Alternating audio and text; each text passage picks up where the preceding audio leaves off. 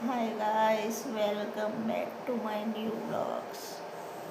તો અત્યારે વાગ્યા બપોરના 11, સાડા 11, 11:24.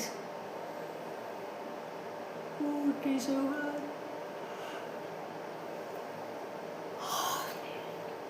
હું હાલ ઉઠી, બહાર હોઈ ગઈ હતી કેમ કે પંખો બગડી ગયો છે. મેં તમને કીધું હતું પંખો બગડી ગયો છે એટલે ઘરમાં ગરમી થતી હતી બહુ જોરદાર. તો બહાર જઈને ઊંઘી હતી. બહાર પથારી કરી નાખી, રાત બહાર જ હોઈ ગઈ હતી. હું બતાવું હમણાં તમને.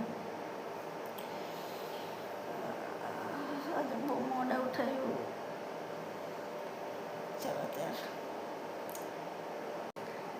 ગાઈસ, એક હકીકત કહું, રિયાલિટી.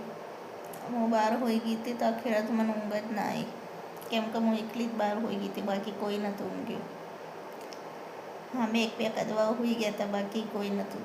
અને હું એકલી જ બહાર હોઈ ગઈ હતી તો મને સખત બીક લાગી, સખત. ભૂતોના જ સપના આવ્યા આખી રાત. તો એ હોઈ જઈ છે કે ઠંડી હવા હતી, ઊંઘ બી હારી આવતી હતી, અંદર પંખો હતો નહીં તો ના છૂટકે બહાર જ ઊંઘવું પડે એવું હતું. આખી રાત મને ભૂતના સપના આવ્યા જોરદાર, બહુ ભયાનક.